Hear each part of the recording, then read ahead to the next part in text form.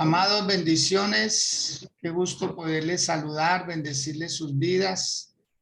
Doy gracias a Dios porque Él nos permite este momento muy particular de podernos reunir así virtualmente y hacerlo con un corazón dispuesto para seguir orando y para aprender más de las cosas del Señor. Les recuerdo que el conocimiento es lo que verdaderamente hace libre a una persona, y sobre todo el conocimiento en la palabra del Señor. En el libro de Oseas capítulo 4 verso 6 dice el Señor que su pueblo fue llevado cautivo porque le faltó conocimiento, y por cuanto ellos mismos desecharon ese conocimiento, pues la verdad que fueron traspasados de muchos dolores.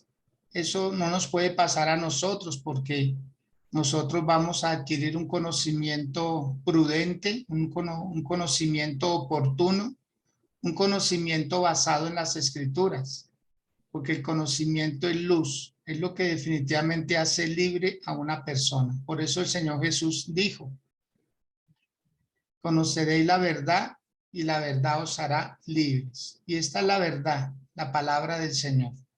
Hoy vamos a hacer nuestra lectura en el libro de Éxodo capítulo 25, el verso 1 al 9. Y para ello, Angélica es tan amable de guiarnos en esta lectura. Bien pueda, Angélica.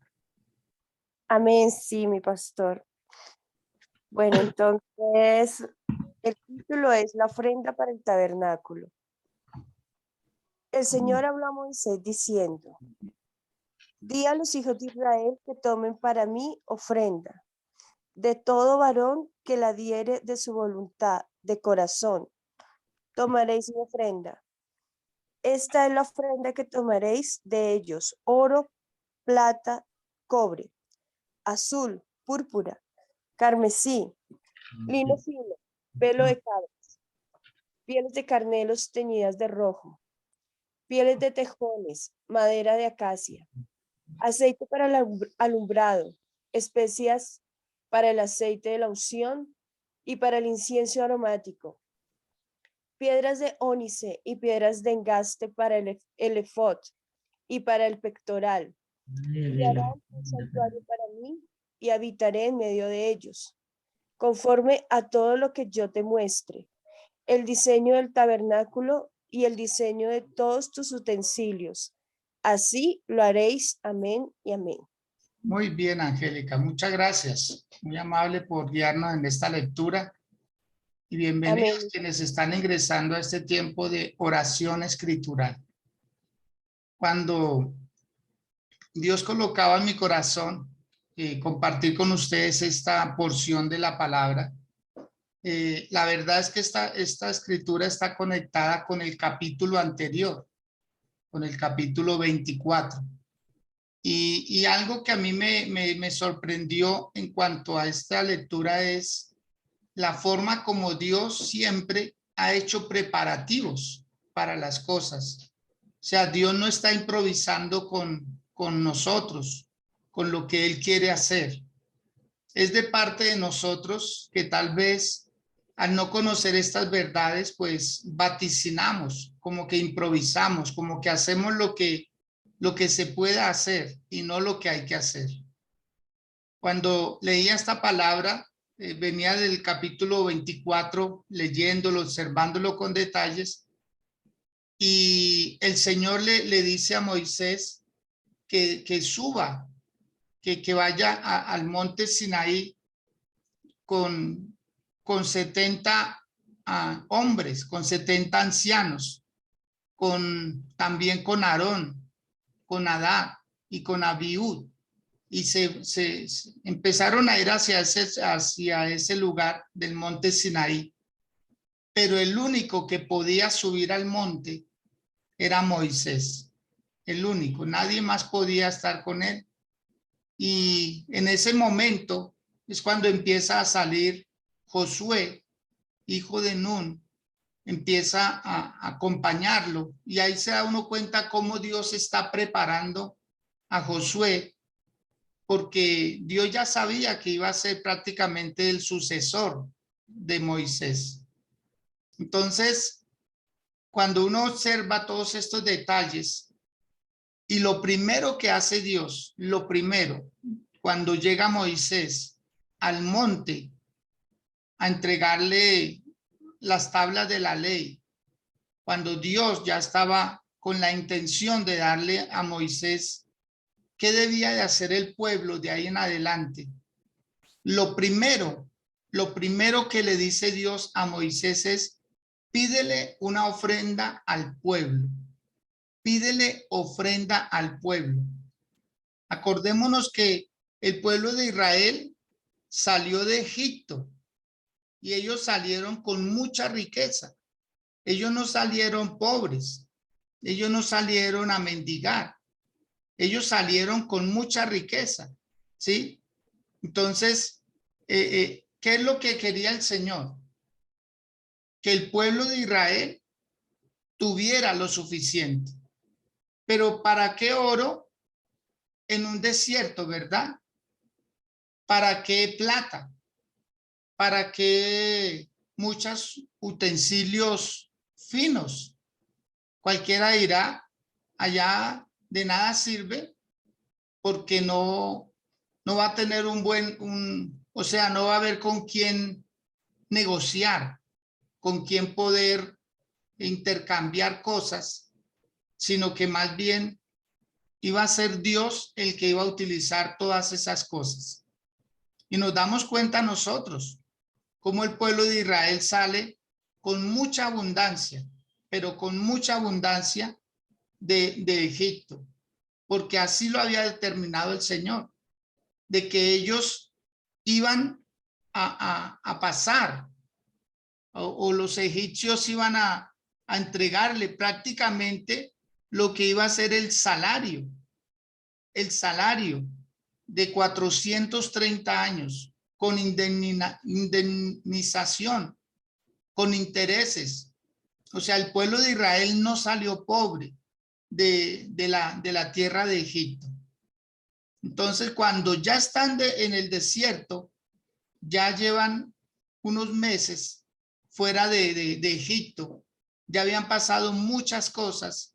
Lo primero que hace el Señor es pedirle a Moisés que él también le pida al pueblo una ofrenda, porque debía de haber un tabernáculo, debía de haber lo que era la presencia del Señor, ¿sí? Lo que iba a haber era que el Señor necesitaba que el pueblo de Israel tuviera conciencia de que ellos necesitaban permanentemente la presencia del Señor. Acordémonos que ellos vivieron durante 430 años prácticamente sin un Dios. La misericordia de Dios era lo que los guardaba a ellos. Pero de ahí en adelante ellos vivieron esclavos. Ellos murieron muchas generaciones esclavos, que en 430 años es aproximadamente 11, casi 12 generaciones pasaron por ahí. Y nunca, no hubo quien se levantara, no hubo un hombre, no hubo una mujer que pudiera hacer un cambio. Entonces Dios levanta a Moisés y Moisés es el que empieza a sacar al pueblo de Israel de la cautividad, porque ya se había cumplido el tiempo. Y cuando se cumple el tiempo, Dios levanta a un hombre. Siempre que hay un tiempo para bendecir a una persona o a una familia o una comunidad o un país, Dios siempre va a levantar a una persona de parte de él que le anuncie al pueblo su libertad. Dichosos nosotros que somos los portadores de un mensaje de vida para nuestra familia. Dichosos nosotros que somos portadores de vida, de ese mensaje de parte del Señor. Anunciar buenas nuevas. En otros lugares están anunciando muerte, están anunciando destrucción, están anunciando ruina. Pero nosotros hemos decidido de parte del Señor ser mensajeros de buenas nuevas. de buenas nuevas. Sabemos que la muerte está rondando. Sabemos que la situación ha cambiado drásticamente en el mundo entero, pero nosotros seguimos parados en la brecha, anunciando un mensaje de vida, un mensaje de salvación, un mensaje con propósito, porque Dios no ha terminado con nosotros, Dios no ha acabado con nosotros, y por esa razón Dios nos sostiene en pie y nos sostiene con ánimos, nos sostiene con un aliento de vida para seguir hacia adelante. Y no solo con nosotros Dios lo está haciendo, lo hará con nuestros hijos, lo hará con nuestros nietos, lo hará con nuestra descendencia, porque grandes son las cosas que Dios tiene para nuestra vida. Por eso día a día estamos avanzando y creciendo en el Señor. Y sé que Dios lo está preparando a usted y a su casa para cosas extraordinarias. Por eso el escuchar las noticias del mundo debe ser como una alerta, como estar pendientes de lo que Dios también está permitiendo que pase. Pero solo serán noticias del mundo, porque nuestras noticias ya están establecidas. Quiero que, por favor, observe en el libro de Éxodo, capítulo 12, cómo salió el pueblo de Israel, de Egipto, de la cautividad. Dice el versículo 37, partieron los hijos de Israel de Ramesés a Sucot, como 600,000 hombres de a pie, sin contar los niños. También subió con ellos grande multitud de toda clase de gentes y ovejas y muchísimo ganado. ¿Qué llevaban ellos? Ovejas y mucho ganado. Tenían suficiente. Dice, y cocieron tortas sin levadura de la masa que habían sacado de Egipto, pues no había leudado, porque al echarlos fuera los egipcios no habían tenido tiempo ni para prepararse comida. ¿Sí? Entonces, dice que pasado el tiempo que los hijos de Israel habitaron en Egipto, fueron 430 años. Y pasados los 430 años, en el mismo día, todas las huestes de Jehová salieron de la tierra de Egipto. ¿Sí? Es noche de guardar para Jehová por haberlos sacado en ella de la tierra de Egipto. Esta noche deben guardarla para Jehová todos los hijos de Israel en sus generaciones. Y todos ellos, cuando iban saliendo, los mismos egipcios les iban dando cosas, les iban entregando cosas. Dice que ellos salieron con mucha provisión y así desposeyeron al pueblo de Egipto de sus riquezas. O sea que cada de estos hombres llevaban, no sé, tal vez en sus mismos ganados, sobre ellos pusieron muchas cosas. ¿Usted se imagina lo que pueden cargar 600,000 hombres? Sin contar las mujeres, sin contar los adultos mayores, sin contar a los niños, sino personas que pudieran cargar. Impresionante lo que Dios hizo con el pueblo de Israel. Y lo llevaba para el desierto. Pero el desierto era el camino obligado para llegar a la tierra prometida. Dios no los iba a dejar en el desierto.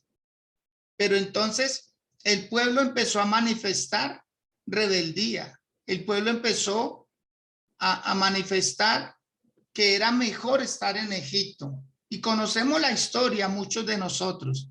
Nos hemos dado cuenta por la lectura y el Espíritu de Dios nos da testimonio de que eso fue verdad, de cómo ellos tuvieron que ser procesados.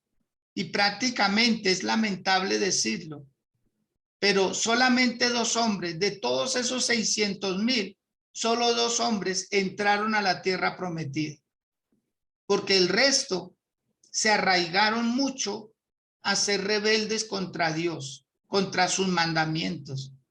Muchos de ellos decían, era mejor estar en Egipto, era mejor comer allá, era mejor lo que pasaba allá. Eso nos pasa a muchos de nosotros, no valorar que ahora nosotros tenemos una libertad de conciencia, tenemos una libertad para hacer cosas. Dios siempre proyectándonos a cosas mejores. Por eso usted no se puede quedar estancado diciendo no pasa nada. No, este año no va a ser de esperar a ver qué pasa, sino de activarnos para que pasen cosas y cosas extraordinarias. Por favor, ubíquese en el libro de Éxodo, capítulo 25. Porque cuando ya Moisés está delante de la presencia de Dios, lo primero que le dice Dios a Moisés es: di a los hijos de Israel que tomen para mí ofrenda, una ofrenda. Y Dios especifica la ofrenda. En el versículo 2 lo dice ahí: de todo varón que la diere de su voluntad, de corazón tomaréis mi ofrenda. ¿Ya qué pide Dios? Que esa ofrenda sea como voluntaria. Una ofrenda como, por favor dígalo, voluntaria, voluntaria. Nadie podía obligarlo, nadie podía manipularlo. La ofrenda debía salir del corazón, debía darse con libertad, debía darse para Dios. La ofrenda no era para Moisés, la ofrenda no era para el pueblo, la ofrenda era exclusivamente para Dios. Y así lo determinó él. Dile a todo el pueblo que traigan ofrenda, pero que sea de voluntad, de corazón. ¿Sí? Dios nunca le dijo a Moisés para qué iba a hacer la ofrenda. Al principio no le dijo para qué.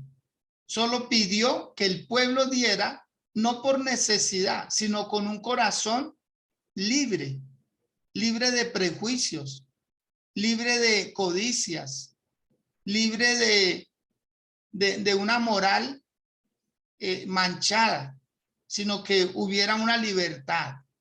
Y yo me imagino el pueblo de Israel empezando a traer ofrendas. En esta fue la ocasión cuando el mismo Moisés tuvo que decirle al pueblo: paren de traer ofrendas, porque con lo que hay vamos a empezar a hacer lo que Dios mandó hacer. Sigue diciendo el versículo número 3. Esta es la ofrenda que tomaréis de ellos. Y Dios mismo es el que decide. Mire, oro. ¿Qué fue lo primero que pidió Dios? Oro. ¿El pueblo tenía oro? Claro que sí. El pueblo tenía oro. Si quiere, diga conmigo: Dios jamás me va a pedir lo que no tengo. Dios jamás me va a pedir lo que no tengo. Dios siempre pide de lo que tenemos. Luego dice plata, cobre, azul, púrpura, carmesí, lino fino, pelo de cabras, pieles de carneros teñidas de rojo, pieles de tejones, madera de acacia. ¿Sí? El Señor empieza a pedir cosas que el pueblo tiene, y cada una de estas cosas ellos las habían aprendido a procesar en Egipto. Algunas de ellas no, ellos no las procesaron, solo las traían. Pero Egipto fue el que les enseñó a ellos a procesar el oro. El oro, ¿cómo lo traían ellos? En las orejas, en las manos, en los pies, ¿sí? En diferentes partes, porque eran como cadenas de oro. Todo esto Dios lo iba a utilizar. Ahí fue donde aprendieron ellos a cómo poder trabajar estos materiales. Y cada uno de ellos, aún las pieles de carneros teñidas de rojo, ellos aprendieron con las matas a sacar colorantes. E incluso había un gusano que se criaba en Egipto y ellos lo machacaban, lo restregaban y le sacaban esa tinta. Y así era como ellos mismos se maquillaban muchas veces. Y entonces aquí empieza el Señor a pedirles cosas que ellos tenían, quizá de mucho valor para ellos, porque ellos de alguna manera anhelaban llegar a la otra tierra. Ellos sabían que era una forma de comerciar, pero en el desierto, mire dónde Dios hace las cosas. Hay personas que de pronto dicen, no, a mí que la iglesia más bien me dé. Yo no debo por qué darle. Pero mire lo que hace Dios, pidiéndole a un pueblo para que aprendan a entender que ellos también debían tener ese sentido de pertenencia con lo que daban. Amado, es que uno nunca pierde la ofrenda, jamás.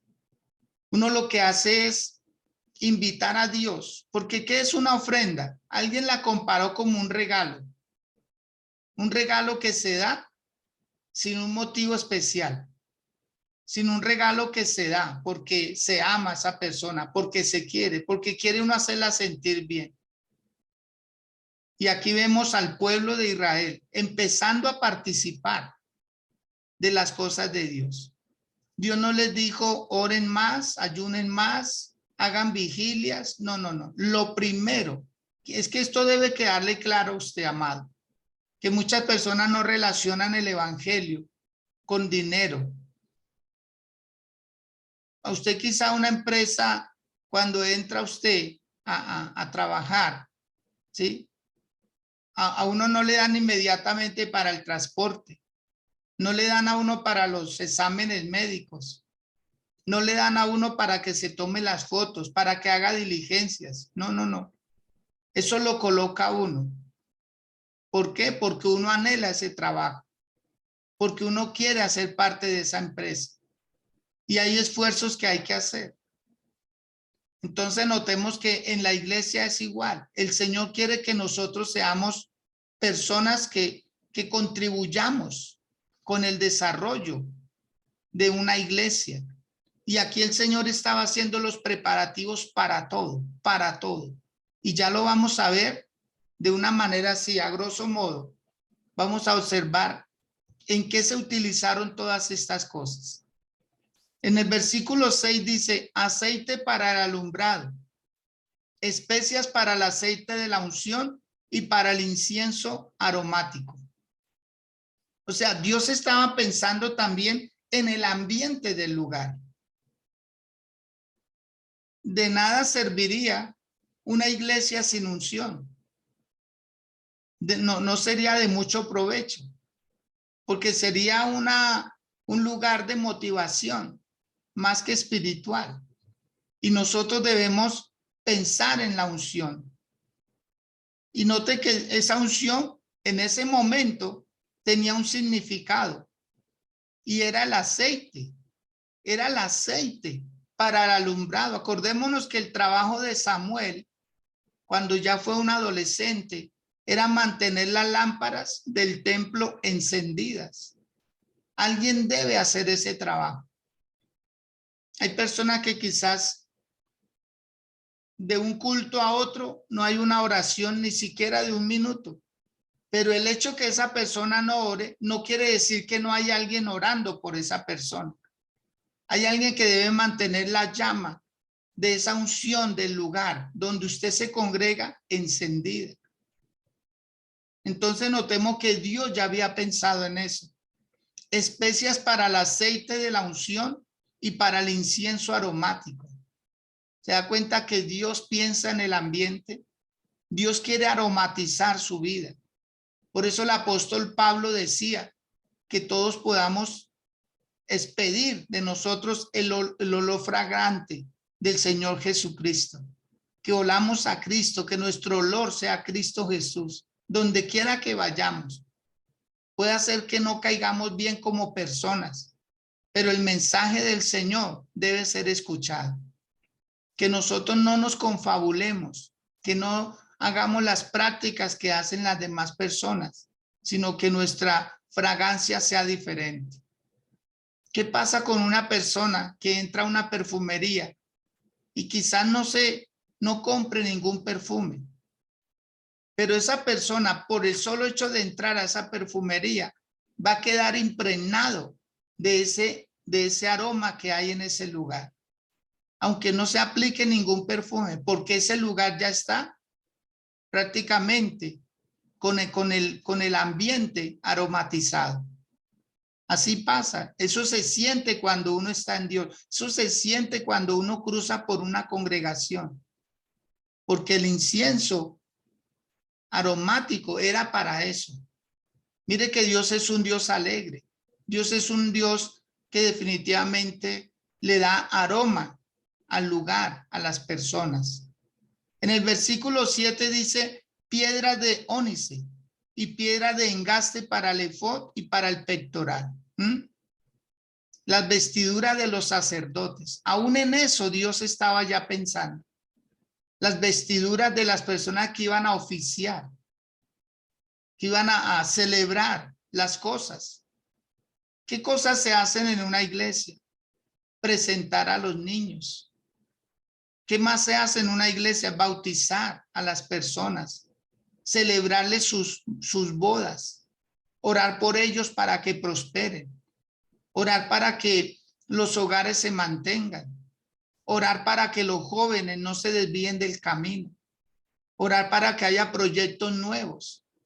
O sea, el sacerdote, la persona encargada del lugar, mire que Dios ya había pensado en ellas. Alguien decía en alguna ocasión, hay personas que quieren que el pastor viva muy austeramente, muy pobremente, pero que el mensaje sea como el del apóstol Pablo, un mensaje con revelación, con poder, con autoridad. Y yo creo que debe ser compatible la vida del predicador, la vida del predicador.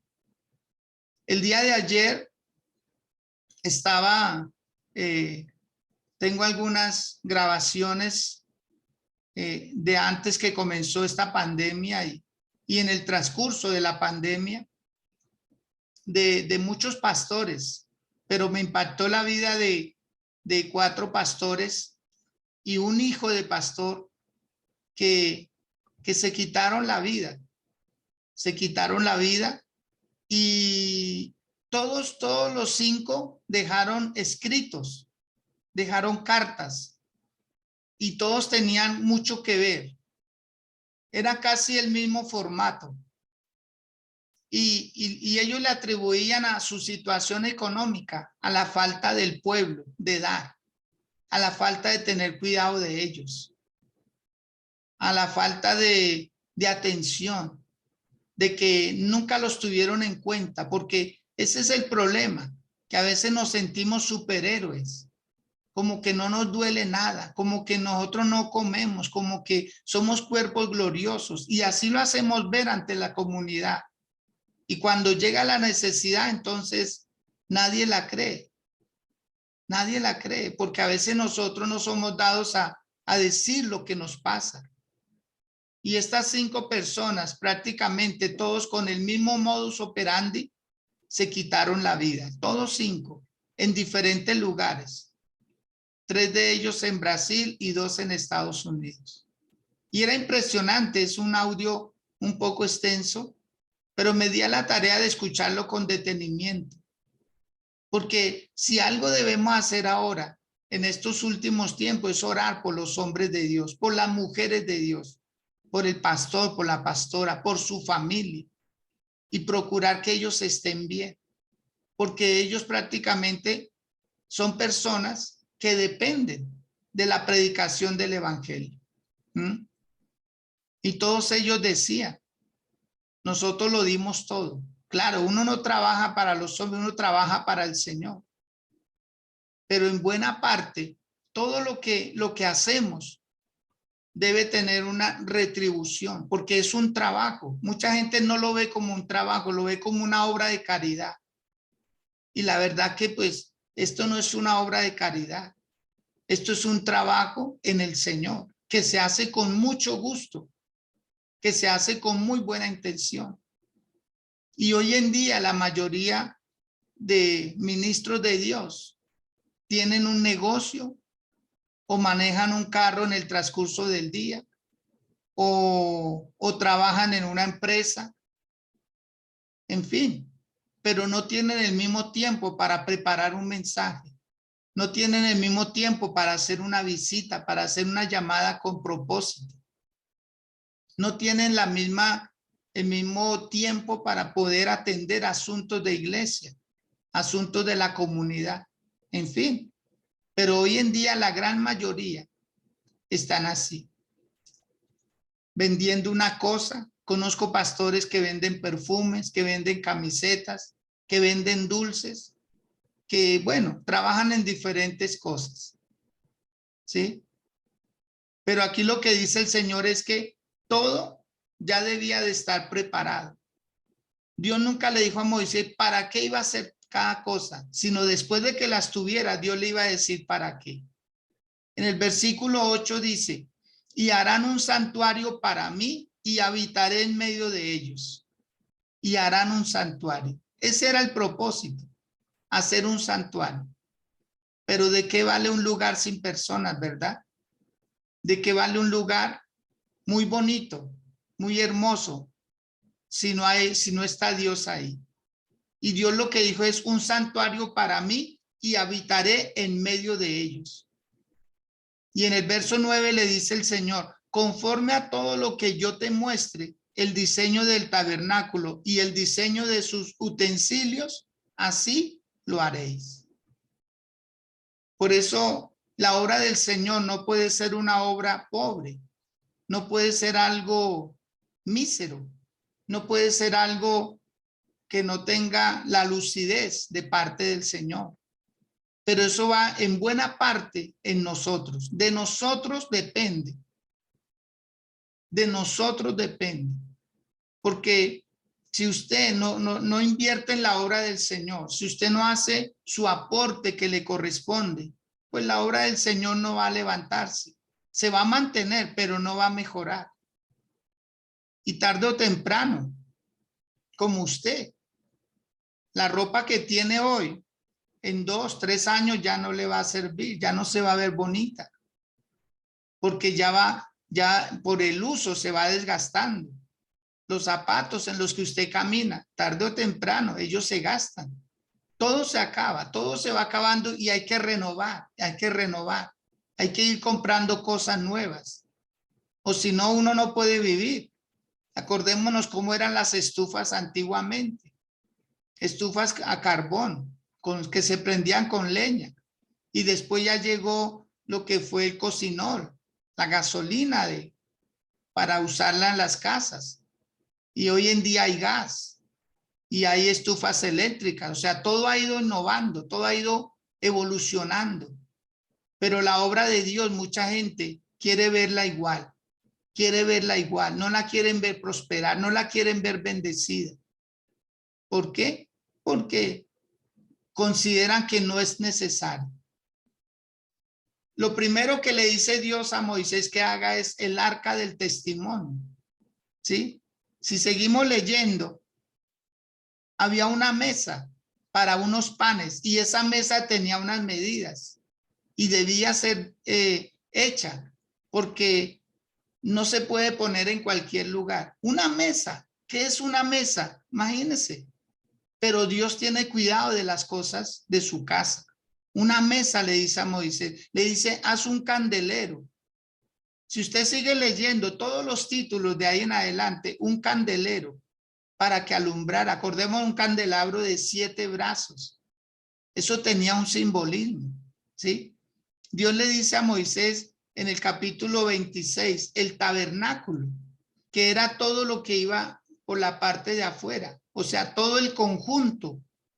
Cada una de esas cosas debía de estar debidamente ordenada, organizada. ¿Cuánto medía el tabernáculo en aquel entonces? Se cree que medía 9 metros de frente por 26 metros de fondo o de largo. 9 metros de frente por 26 de largo. Prácticamente el frente era una puerta que estaba, que tenía unas cortinas, era como unos velos de 4 colores. Esa cortina, la puerta suficientemente ancha Nadie podía entrar allá, solamente los sacerdotes, los levitas y el sumo sacerdote una vez al año. Pero las personas no podían entrar. En aquel entonces nadie podía acceder, solamente la tribu de Leví y en esos 3 rangos. Y vemos nosotros que Dios tiene cuidado de todas estas cosas. En el capítulo 27, el altar de bronce, el altar. ¿Sí ve? Los materiales fueron usados exclusivamente en la obra del Señor. El atrio, que el atrio es la parte donde se sacrificaban todas las ofrendas que llevaba el pueblo. Bien sea de animales o especies, porque el pueblo llevaba alimentos. Luego dice el aceite para las lámparas. Acordémonos que primero Dios pidió los materiales y después vino la distribución. Y Dios levantó personas que hicieran las cosas. En el capítulo 28 habla de las vestiduras de los sacerdotes. El sumo sacerdote llevaba en sus vestiduras en el pectoral al pueblo de Israel, como nosotros los pastores, que no podemos hacer oraciones sin estar pronunciando el nombre de las personas delante de Dios. Nosotros entramos a oración y el Señor nos trae a la memoria, familia tal, persona tal. Señor, mira su situación, mira su condición. Padre, mira aquel que está sin trabajo, provéele, Señor. Uno está siempre guardando la familia a las personas, orando por ellos, orando por las personas. Señor, mira aquel que tiene problemas con su pareja. Señor, guárdalos, bendícelos, santifícalos. Y así sucesivamente. Ese es el trabajo de nosotros los pastores. Estar orando por las personas, levantando sus brazos, levantando sus ánimos, ayudándoles a ordenar la vida constantemente, adicional a la palabra, nuestras oraciones constantes, una llamada, en fin, muchas cosas que hacemos con muy buena voluntad por el pueblo, pero las vestiduras están ahí, las vestiduras que el Señor mandó a que se hicieran. Y así sucesivamente, ya Dios todo lo tiene organizado, todo lo tiene planeado. Por eso usted jamás pierde con Dios, jamás. Si quiere, dígale al Dios de los cielos en esta hermosa hora: Señor, me comprometo a ser fiel a tu palabra, a ser fiel a lo que tú me pides, a ser fiel, Señor, para que el mundo no nos quite lo que le debemos dar a Dios. El mundo no nos va a quitar lo mismo, nos va a quitar más. Eso siempre ha pasado. Hay personas que lo que pasa es que no cuentan, pero hay personas que, wow, les ha ido duro. Hay personas tercas, necias, pero con una necedad impresionante. Y ellos prefieren morderse los labios, crujir los dientes de rabia muchas veces, pero no aceptar que lo que les pasó es por consecuencia de una desobediencia a Dios. Por eso usted, apenas que estamos comenzando este nuevo año y que ha tomado decisiones en su vida, en su corazón, díganle al Dios de los cielos: Señor, este año no me voy a dejar quitar nada. Porque cuando uno es fiel a Dios, Dios levanta cercos de protección, cercos de protección. Hay una canción que ya está preparada y quiero que usted la escuche con mucha atención, porque esta canción se va a volver como rema en su vida, como rema. Cuando yo escucho esta canción, yo digo: ¿qué soy yo? ¿Qué es mi casa, Señor, para que podamos servirte? ¿Qué somos nosotros, Dios? Pudiste haber levantado a otra persona, pudiste haber escogido a otro, pero Dios nos escogió a nosotros. Quiero que estén muy atentos a esta alabanza y la interioricen, la interioricen. Dejen que Dios hable a través de este cántico a sus vidas y que ustedes puedan darse cuenta que definitivamente para qué se apega uno de las cosas que son de Dios. Son de Dios y Dios defiende lo suyo. Dios defiende lo suyo. Y el pueblo de Israel construyó el tabernáculo en medio del desierto. y todos los enemigos que venían a atacar a Israel no se encontraban con un pueblo indefenso, se encontraban con un Dios que defendía a ese pueblo. Dios no escogió al pueblo de Israel por lo numeroso, ni por lo fuerte, ni por lo sabio. Al contrario, no era ni muy numeroso, ni era muy fuerte y mucho menos sabio. Fue por su amor, fue por su misericordia. Así es que, Jonathan, me alegra que esté en esta mañana con nosotros. Y bueno, lo dejo para que por favor entone esta hermosa alabanza que sé que nos va a bendecir a todos. Bien, pues, hijito. Amén. Buenos días a todos. Bendiciones. Amén, hijito.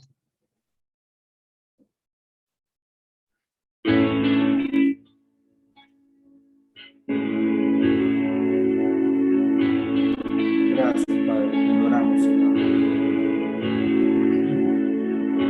Glorioso Salvador, divino Redentor, postraré ante ti. Gracias, Padre. Bendito Hijo de Dios, hermoso Rey de Sion, te adoraré y así declararé: eres Rey de los cielos, eterno Dios, exaltado por siempre, Jesús Señor. Tú gobiernas en toda la creación, oh Cordero inmolado, eres Señor. Gracias, Padre, aleluya. Te adoramos, Señor. Glorioso Salvador, divino Redentor, postraré ante ti.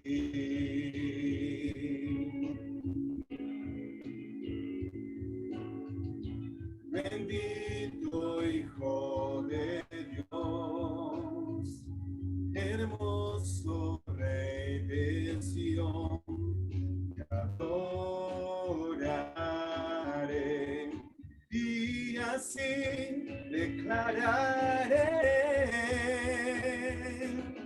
eres Rey de los cielos, eterno Dios, exaltado por siempre, Jesús Señor. Tú gobiernas en toda la creación, oh Cordero inmolado, eres Señor. Naciones enteras se postrarán y tu nombre por siempre bendecirán. Por los siglos tu gloria nos llenará y veremos tu fuerza y majestad. Oh, te exaltamos, Señor, eres Rey de los cielos, Padre. Levantamos nuestras voces, nuestras manos, Señor, en esta mañana para cantarte a ti, oh Dios, y declarar que eres Rey, Dios, Rey de los cielos y de nuestra vida. Aleluya. Eres Rey de los cielos, eterno Dios, exaltado por siempre, Jesús Señor.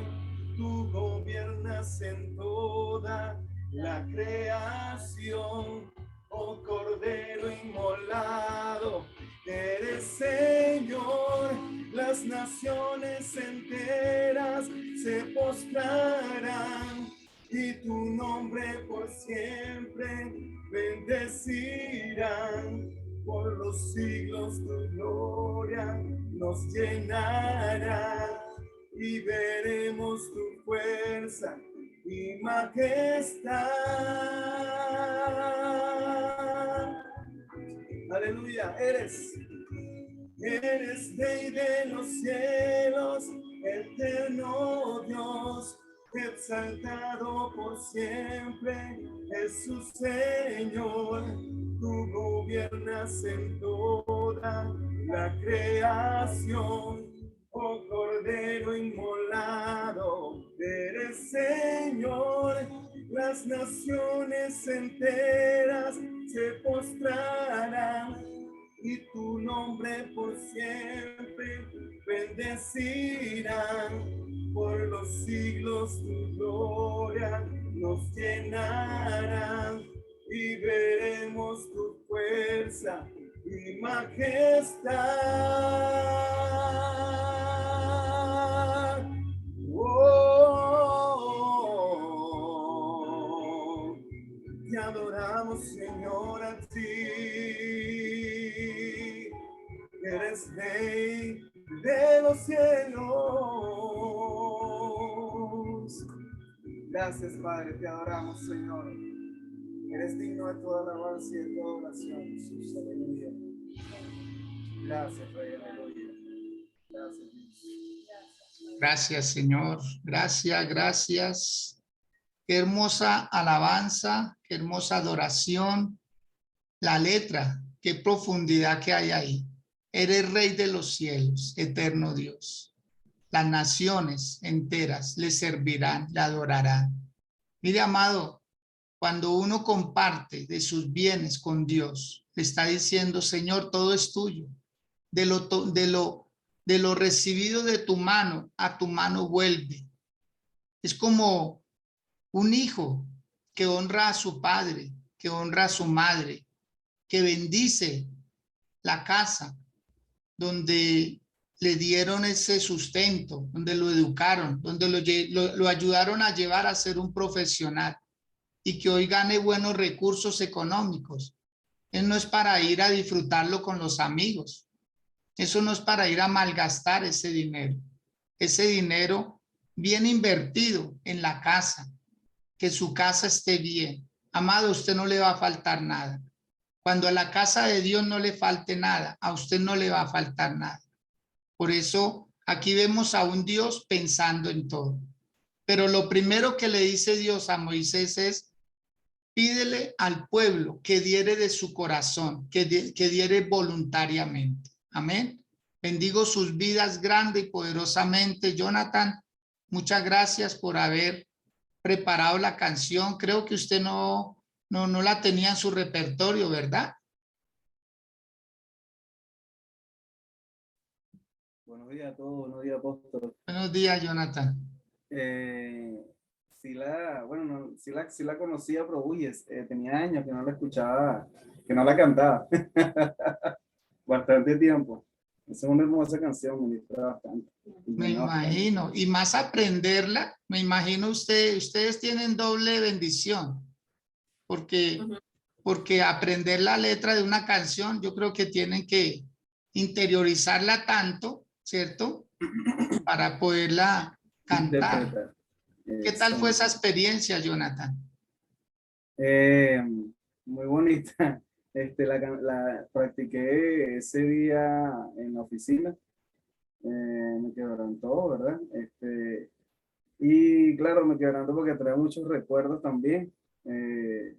Cuando empecé a cantarla, yo creo que fue en los inicios de mi recorrido por la adoración, mis comienzos. Y bueno, moví un poquito todo eso.